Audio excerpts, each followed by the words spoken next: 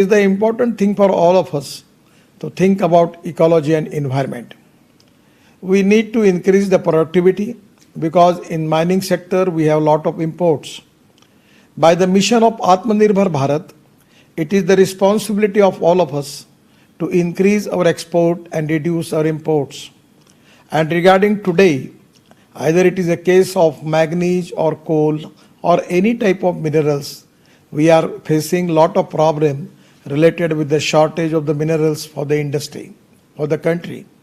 We are now have our import bill is very high. And this is the time that there are some obstacles. We have to protect the ecology and environment. At the same time, we have to increase the productivity. Yesterday in my house, I was a general discussion with the Minister Prahlad Joshi ji. And he was telling me that the coal production is increased. I accept that the coal production is increased. But as far as the requirement and demand of the country is concerned, still we need to have more production. And because of more production, where we need immediate clearance from the system. I know that when the planning started for the mining, the total bureaucratic setup is so complicated that it takes too much time to clear the mine. When you clear the proposal, when it goes to Environment and Forest Ministry, there are a lot of delays. And here we are facing the problem. In the conference, we have Manoj Kumarji and Mr. Chaudhary is present here. Regarding manganese, requirement is 60 lakh ton of manganese, and where the production of manganese ore of India is probably 15 to 16 lakh ton. Now we have the manganese, already have got the manganese mines, availability of manganese in the country. But our production process for getting clearance for that is slow. So here we need to involve private sector for mining. And already in the coal mines we are doing it, the experience is good.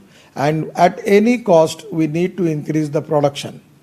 Regarding coal mines also, government has now initiated to develop coal mines with the private sector. We have always in contact with the Foreign and Forest and Environment Ministry.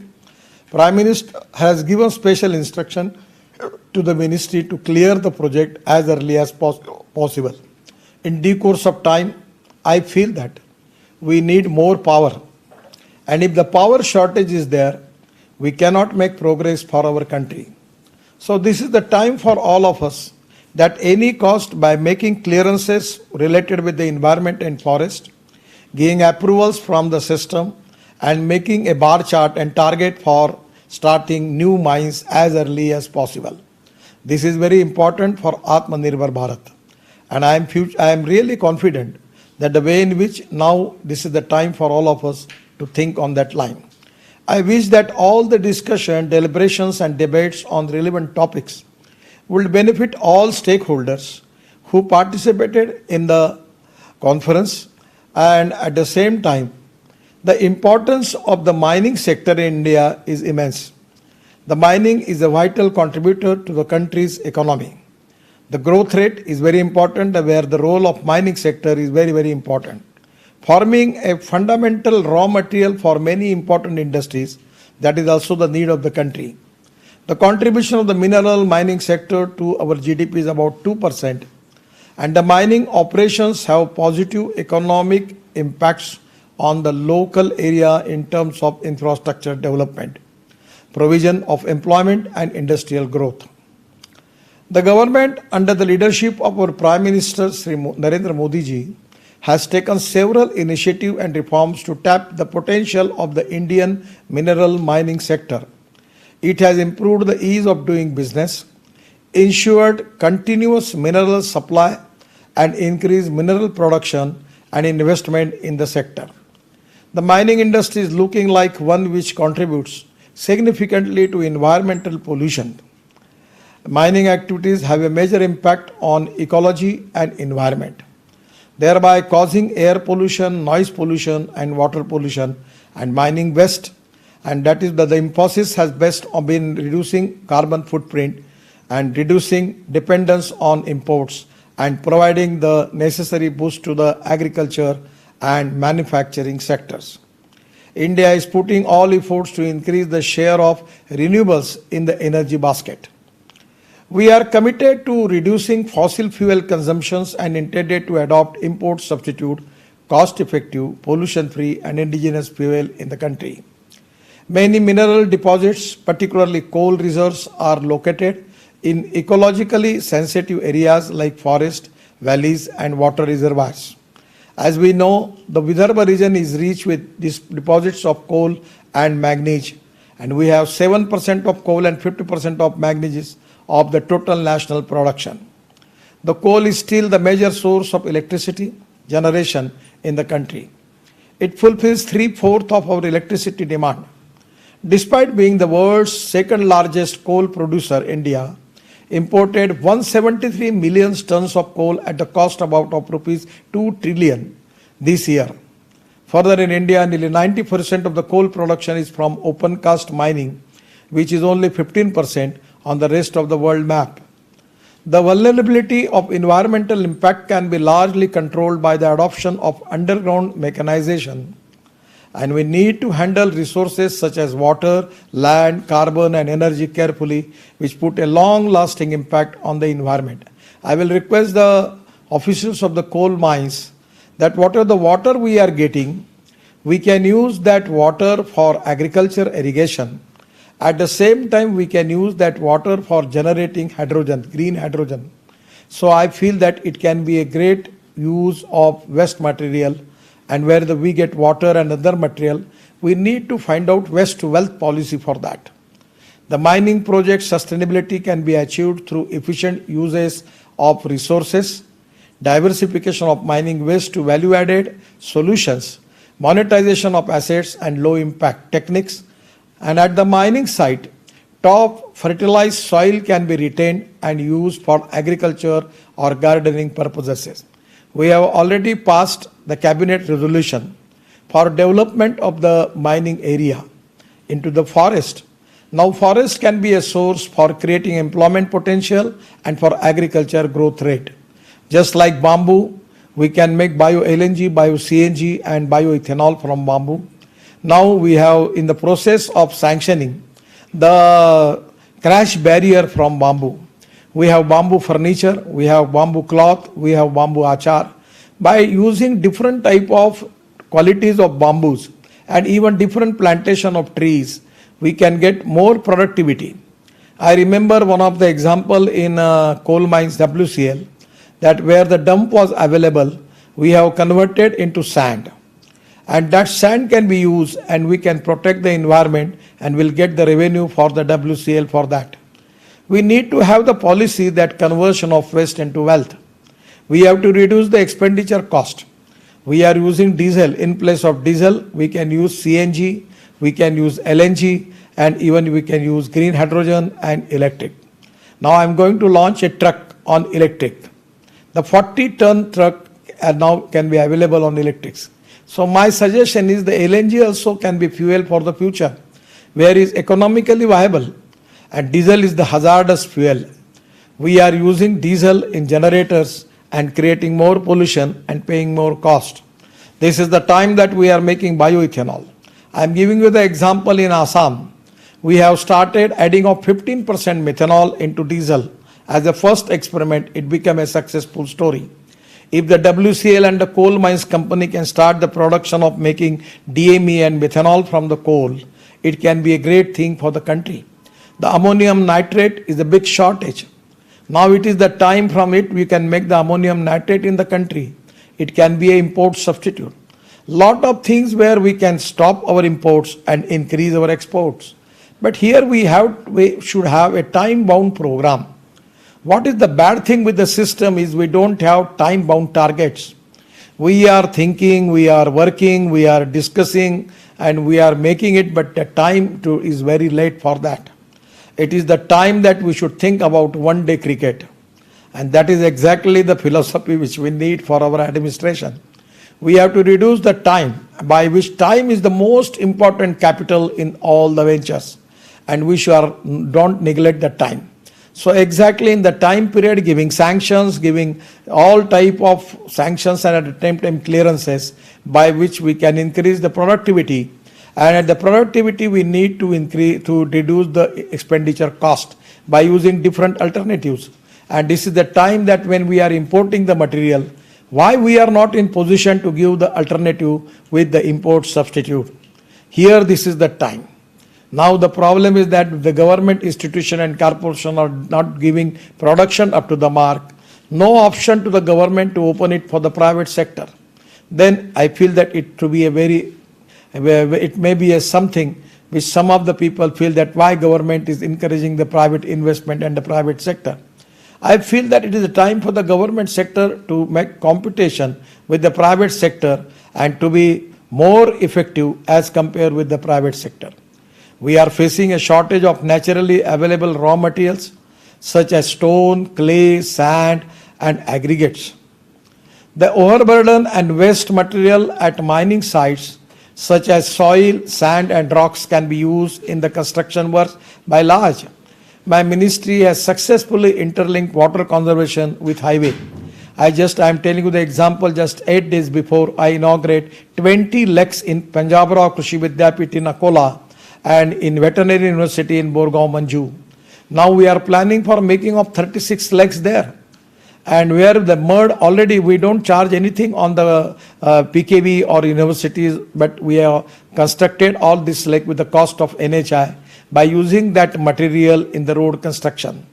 I feel that this type of win-win situation is everywhere. So where you can take the help of NHI people also, where we are ready for dredging and for other activities, where we can use that material for our road construction purpose. We can reduce the cost. This innovative model is known as the Buldhana pattern. It's very successful. It gives water to lakhs of people, particularly thousands of villages are getting water, and now there is no migration in the Buldhana district, and where the irrigation is increased by 25,000 acres. So this is the time that with the innovative ideas, we need to create more resources. We need to plan increase of our productivity and creating more employment potential. We have conceptualized a new scheme called Amrit Sarovar, and Prime Minister aim is to make 50,000 Amrit Sarovar in the country. I will request Magnitogordo India, WCL, Coal India and all of the people. By making this mining, you can make water storage tanks, lakes there, and that water can be used not only for drinking purpose, but there will be water conservation, and that water can be used for irrigation purpose. The Vidarbha, we have facing the problem for farmer suicides. It is only because of that we don't have that much water available for irrigation. By Western coal mines, coal field and Magnitogordo of India can contribute creating water tanks in the area, creating more water for irrigation and for drinking water purpose. Under this scheme, we have coordinated with the Punjabrao Krishi Vidyapit University to construct 34 farm ponds with zero additional cost. This is really a good example. I will request to all of you to get time to please visit there and see the benefit of the project. This is a unique model where we are deepening the farm ponds and increase their water storage and using the material for highway. Just recently I inaugurated all these 20 farms. I requested all of you that if you can get time to visit there and please verify the model where it can be implemented somewhere in your field also. It has brought a lot of relief to the more than 100 villages in the area. 126 lakh cubic meter of material was extracted and used in the highway construction, which simultaneously created a water storage capacity of 12,605 cubic meters in Maharashtra.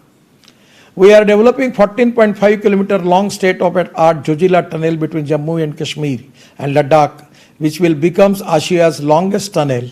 In the Jojila project, the excavated material in tunnel boring is being utilized in construction of approach roads, and reuse of mining waste holds potential both in the form of saving natural resources and promoting socio-economic viability.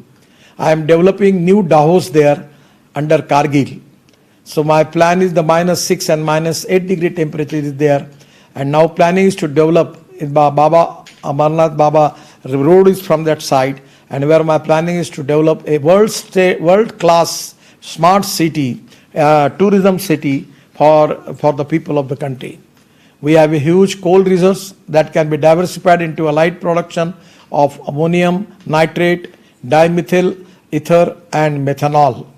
The dimethyl ether DME from the gasification of coal is source of clean energy, where we can add it 20% into LPG and we can reduce our import. The DME is an excellent alternative for domestic cooking and heating application. It can be easily blended into LPG up to 20%, which will make cooking gas cheaper and will reduce our imports. The methanol is also a sustainable fuel for cars, trucks, buses, ships, and boilers. A pipe conveyor system should be promoted for the transportation of extracted minerals, and we can use precast structural components at sites. This would ensure a dust-free environmental at the site, and world's best practices and technology needs to be adopted for sustainable mining. The mining needs to be efficient and focus about return of investment. The steps have been taken toward the integration of green practices through initiatives like solar generation, solar PV manufacturing, and tree plantation. The NLC India achieved a solar power generation capacity of more than 1,400 megawatt. CIL has programmed to install 3,000 megawatt of solar power projects by 2024. The mining activity has a huge impact on land which can be restored through massive tree plantation at sites. Till now, the coal and lignite PSUs have planted more than 1,000 million trees. I came to know that in 2021 and 21-22, WCL has planted more than 4.7 lakh samplings over an area of 190 hectares. The mining areas can be developed as eco-parks and eco-tourist places. It would help to restore the natural beauty and greenery. As per a recent report, 400 crore liters of diesel are consumed every year in India by construction and mining industry. The diesel is highly hazardous to the environment and human health. We should encourage the operation of construction and mining equipment and vehicles on clean and green fuels such as ethanol, bio-LNG, bio-CNG, electric and biodiesel. The JCP has already done a good job by converting its equipment into bio-CNG. They have taken an initiative by launching backhoe loaders which operate on a mixture of LNG and diesel. The Indian construction equipment manufacturer ICMMA will soon launch machinery run on biodiesel, which has lower greenhouse gas emissions compared to petroleum diesel. We can also use ethanol in generator sets. The use of biofuels in the mining sector would bring huge saving to mine operators in addition to benefits for the environment and the health of workers at the site. In addition, ensuring social sustainability is also very crucial in the mining project. Issues such as rehabilitation and resettlement of affected people, farm and forest land acquisition and demolition of existing infrastructure needs to be addressed sensitively.